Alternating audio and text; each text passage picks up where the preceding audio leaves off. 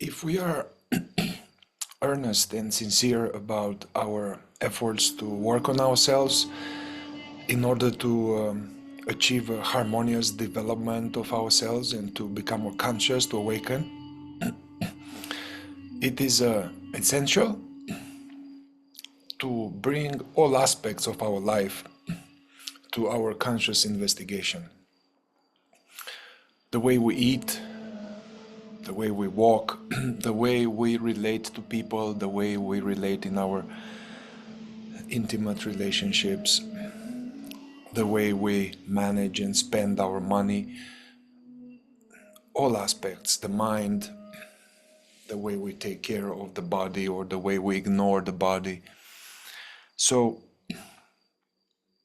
one major area that it's important to bring to awareness and to clean it up from unconscious egoic tendencies and leaking of the energy that we need to become more conscious.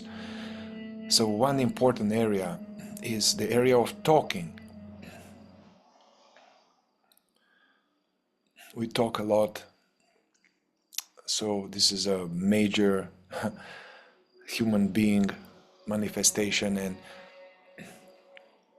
a lot of sleep, unconsciousness, ego can express, hide, or use the intellect and the mouth to propagate itself, to reinforce itself. So yeah, I would like to share briefly about that and offer certain exercises in order to make this area more intentional, to purify our mouth, purify our speech from various things that hurt ourselves and other people, or they delay our work of self-remembering and being present and developing our higher potential. I'll read two short quotes, or one quote from Uspensky on this. So from Peter Uspensky: the struggle with the habit of talking touches everything, penetrates everything, and is for many people the least noticed. There is no harm in talking by itself, but with some people, especially with those who notice it the least, it really becomes a vice. They talk all the time, everywhere they happen to be, while working, while traveling, even while sleeping. They never stop talking to someone if there is someone to talk to, and if there is no one, they talk to themselves. You can talk for the sake of talking, or you can make yourself talk with effort. Talking can be awakening, and it can be sleep.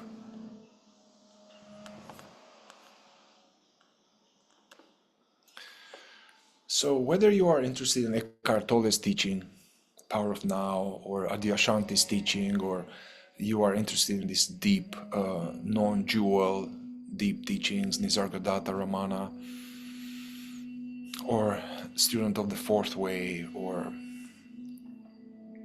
the Four Agreements, or Christian mysticism, or Sufism, Tibetan Buddhism, all of this teaching, they talk about that. We need to keep an eye on this. We need to observe, investigate what's happening there. In the Fourth Way, one of the obstacles that we are encouraged to struggle with it's called unnecessary talk. Unnecessary talk. In the Four Agreements, the first agreement, Don Miguel Ruiz, first Four Agreements, which I find that the Four Agreements are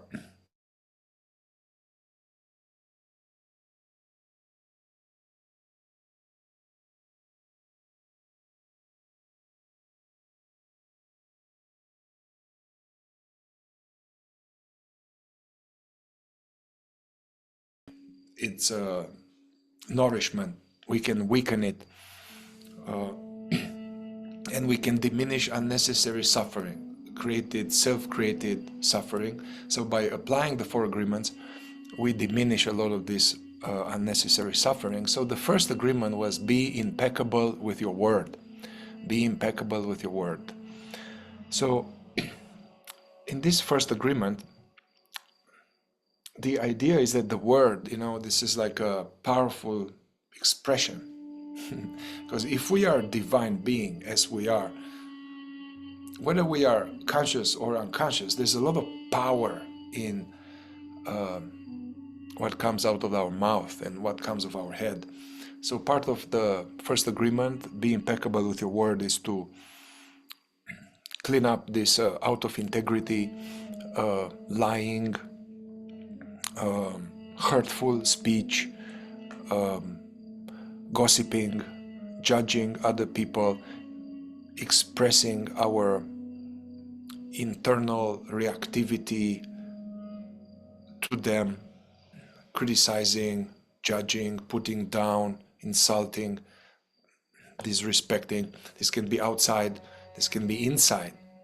It is a saying in the work to be very gentle and intentional how we touch people in our head, how we think about them, so to have this more aligned with the understanding that we are all a family here, we are all one expression of the one. Now this first agreement also, or unnecessary talk, so it's supposed to clean up this area. All right, so coming back to more like fourth way lens, false personality can use the head and the mouth to propagate itself and reinforce the feeling of egoic I, and through various manifestations. So here are some practical suggestions what to do. Basically to observe our speaking and who is speaking in ourselves and why is speaking, and to try for a week or two be focused on this area of observing our speech.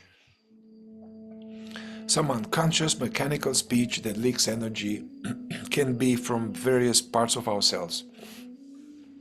Basically, we can talk, something happened, something triggered us, and then we have this compulsion to share with somebody what just happened, and then to share with someone else, and to keep rehashing this story that perhaps keeps changing, where somehow we've been wronged and we've been mistreated, and I can't believe this happened. And so where we are aggrandizing ourselves, and then the other person is the bad person and we've been wronged. Yeah, so this is just pure expression of reactive emotions, spewing our distorted view of reality, complaining,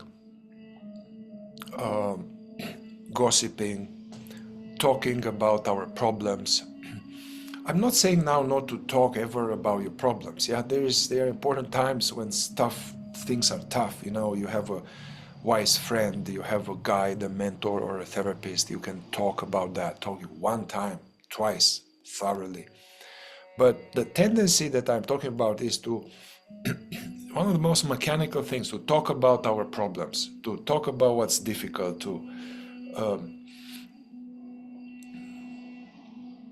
another form of unnecessary talk comes out of this uncomfortable with ourselves. We are uncomfortable ourselves when we have a lot of inner considering what people think about us, and then we are unable to manage this energy and use this energy for conscious self-observation and self-remembering, and then it comes out in being funny or being bubbly or starting saying some story which is not true, just something to attract attention to ourselves, to be seen and recognized, to be seen as special. Another big area of sleep is incessant talking about ourselves, either difficulties or our achievements or different insights.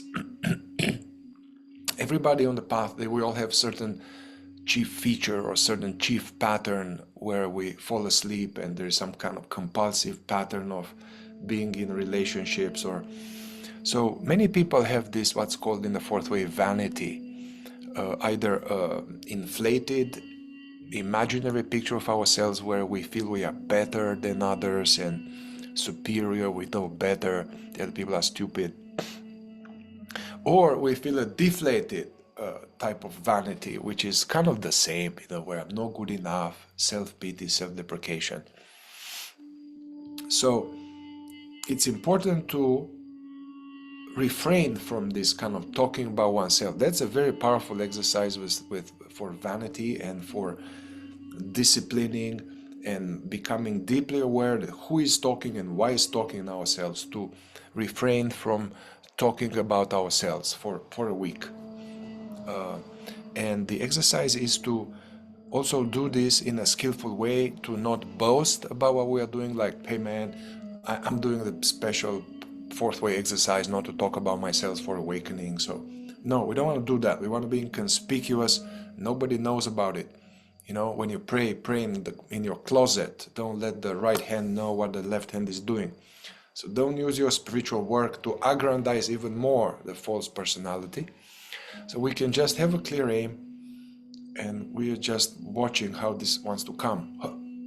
Then we swallow that impulse, and we use the energy rather than be funny and attract attention or dispel discomfort, to use the energy to stay more frequent, more longer in engagement with being present, observing ourselves, and resting in the now. If somebody asks us, hey man, it's a variation on this exercise, or a way to do it skillfully is that we don't talk about ourselves for a week. And if somebody asks us about ourselves, we answer briefly, and then we skillfully redirect conversation away from ourselves. There will be times when you are going to see this, like, this really wants to be said, and if we just go with it, we are totally taken, hijacked by all these parts of ourselves.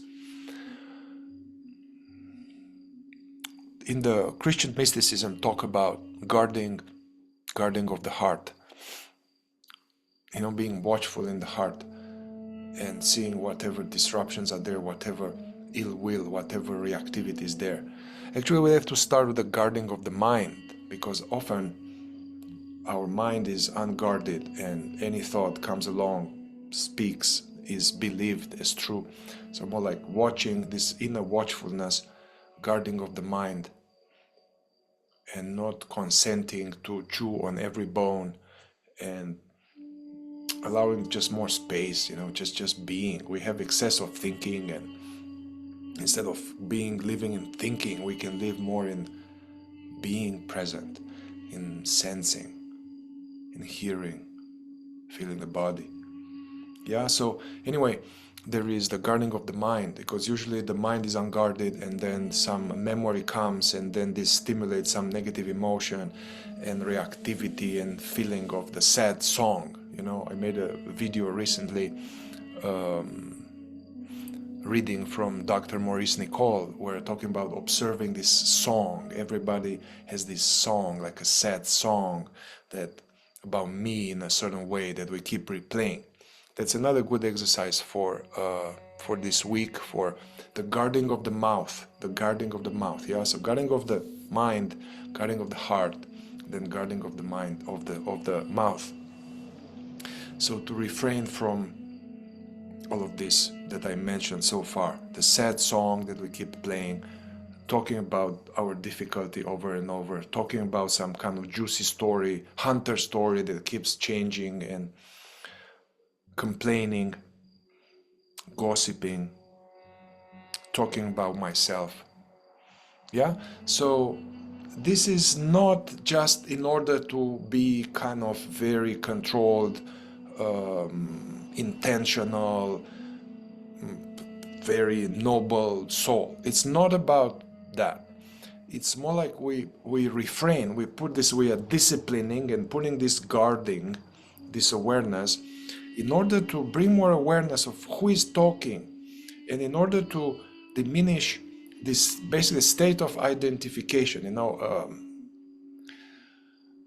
the false self rises, and there is some trigger, and there is some energy, and then we are not aware enough, and then this takes us like in the movie Alien, the trilogy, more comes like that, and then it becomes me, and now it starts talking to people, you know.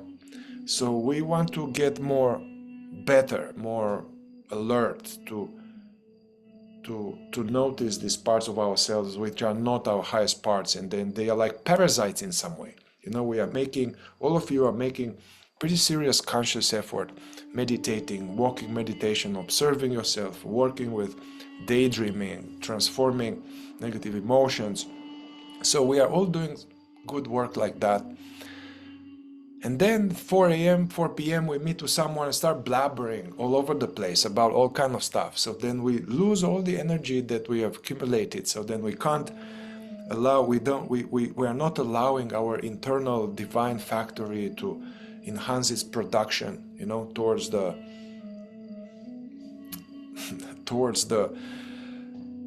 making connection with the higher states of consciousness and living longer in this third state of consciousness, self-consciousness, self-remembering, and then going deeper and deeper into realization of the presence of God as everything. So this is the direction of contemplation exercise for the week. Unnecessary talk, guarding of the mouth. And I just finished with this. I remember in the Tibetan Buddhism or Buddhism, there is this, the gates of the mouth, the gates of speech. Before we say something, to check 3 parameters, like, is it true? Is it kind? Or is it hurtful or kind? And is it useful? Yeah? And to slow the speech down and check all of these things.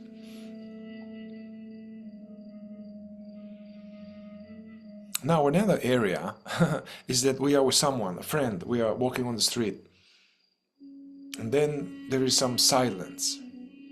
This is very precious, especially if you're in the work or in a group like we have here in a circle of being, or there's some silence, and just enjoy that silence together, you know. That is more important than anything that can be said. Being together in silence, aware of walking, aware of the breeze. Don't rush to feel that silence of being with some more blabber. You'll see how there's silence and there's something uncomfortable, or we see something and some association comes, so we go into associated thinking and associated talking, and then we throw this, and then our person, our friend, will take the bait and we go again in some blabbering. So take some time to get to enjoy this togetherness in silence. And then, as we speak, whatever is left as being necessary, the recommendation is to try to be as present as possible as we speak, and to have a point, you know, what am I doing here? And to not go all around, to have intentionality of the intellectual center and use the higher parts of the intellectual center. And then be aware of ourselves. A great exercise is to aware of ourselves as we speak. When we are identified, it's just the speakingness is happening and consciousness is sucked into it.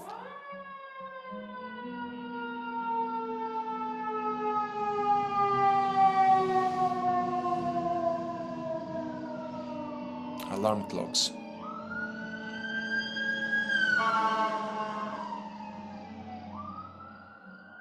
All right. So a great exercise is if one is less asleep, one will be naturally hearing your voice. So hearing the voice. And then it's kind of a little trippy in a way that the feeling is that instead of I am talking, is that I'm this aware being that is aware of this voice talking.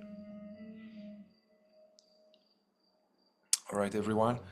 So good luck with trying to apply these exercises. May be useful to write it down, or to remind yourself in the morning, or to remind yourself when you go in a group of friends. This type of exercises are a little tricky because you need to remember to do them. And often we don't remember. So it's important to set up some way on your phone, alarm clock, guard the mouth, watch out unnecessary talk, or putting a bracelet or a watch on another hand that's the usual hand, or a finger or a ring on another finger, that will shock us into remembrance of our aims. All right, thank you. Let me know how it goes.